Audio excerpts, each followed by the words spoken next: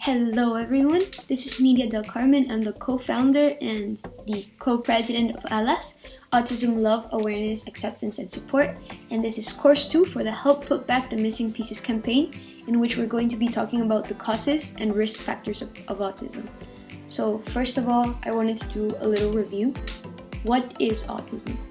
If you don't think you can answer this question, I strongly recommend that you watch our course 1 video first, which explains it in detail. However, autism is a condition in which a person experiences the world in a different way. They may have trouble with social interaction, with making friends, with understanding certain social cues like sarcasm, but they also may have very specific skills, abilities that make them special and make them extremely talented in certain aspects of life.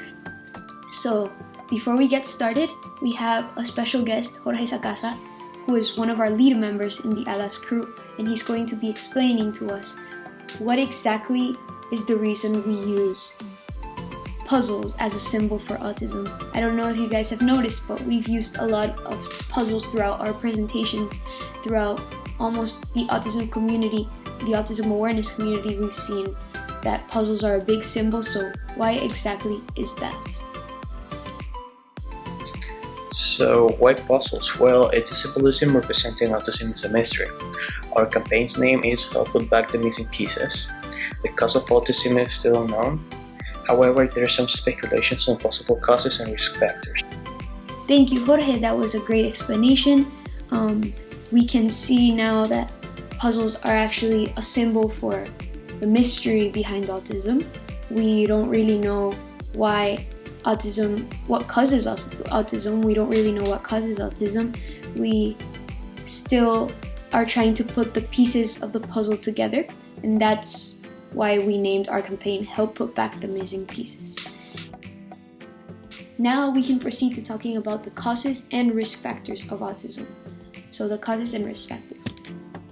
In the 1940s, people considered autism a kind of child psychosis that was very rare, and it was characterized by having an individual having trouble relating to people and to other individuals, and it was many times attributed to bad parenting. So that led to the rise of the refrigerator mother theory, that said that the cause of this rare child psychosis was that mothers were being very cold and very mean to their children. However, we now know that that isn't true. And in the 1960s, there was this American psychologist, and he was also a parent of a child with autism. He was called Bernard Rimland, who did a lot of research on the topic, especially since he was so passionate about it because of his son. And he proposed that autism was not a rare child psychosis. It was not attributed to bad parenting. It was a condition, a biological condition, and that it was caused by environmental toxins. And it wasn't confirmed that it was caused by the environment, but there's still a lot of research nowadays that we're going to talk about a little bit about how the environment can affect autism. Then in the 1980s, there was an increase in research of the genetic causes behind autism, and there weren't any specific genes identified, and we still don't have any specific genes identified, but they started the research and they started to see relationships between certain groups of genes and the autism spectrum disorder. In the 1990s, there was a lot of controversy.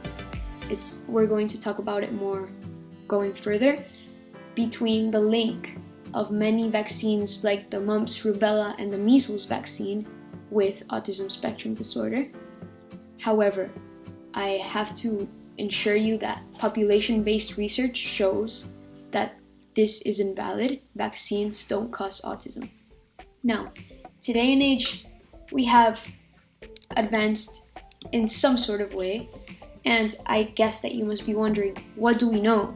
What have we discovered nowadays, since there has been little research, and the little research that we know is a lot of theoretical research.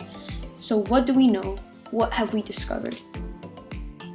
Well, we know that there is a neurological basis to autism, or at least the research that we have indicates that there is.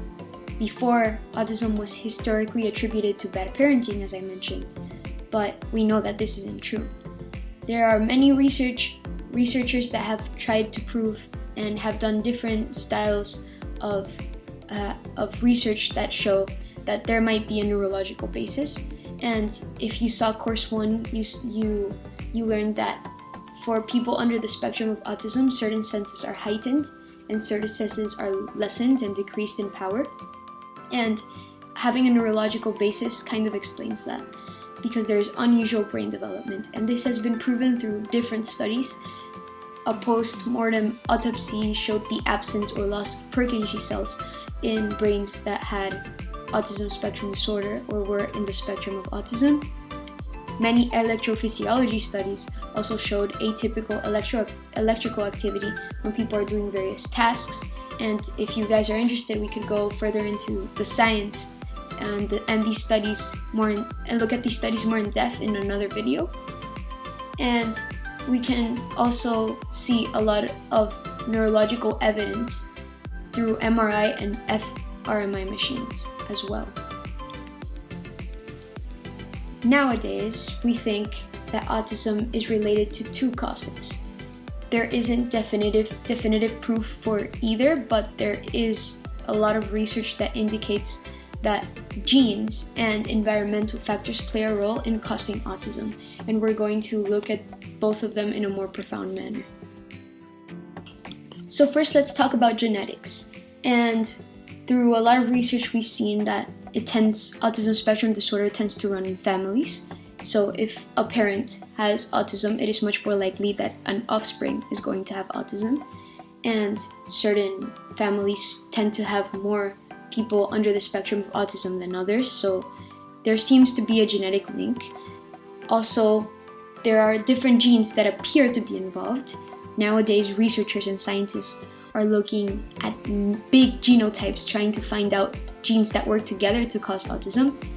Research in that field is still occurring because we still don't have specific genes that have been indicated, but the research is happening. And also, in certain cases, autism spectrum disorder seems to be associated with other genetic syndromes or genetic disorders, like Rett syndrome or Fragile X syndrome. So if you have Rett syndrome or Fragile X syndrome, it is much more likely that you'll develop or that you'll have autism spectrum disorder. You don't develop, you're born with it. And then there's also the inheritance of genetic mutations, and you may inherit genetic mutations that make you more susceptible to having autism spectrum disorder, or you can have genetic mutations that occur randomly when you're an early embryo, or can occur in the gametes before the embryo is formed.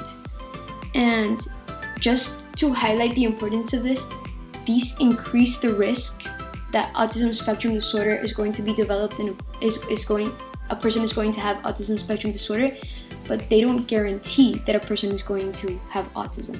So these are risk factors. Then we have the environment as well, that there's a lot of research going on the role of the environment in autism spectrum disorder. And we have discovered that there are many environmental influences that may increase or reduce the risk of ASD, and especially for individuals who are genetically predisposed.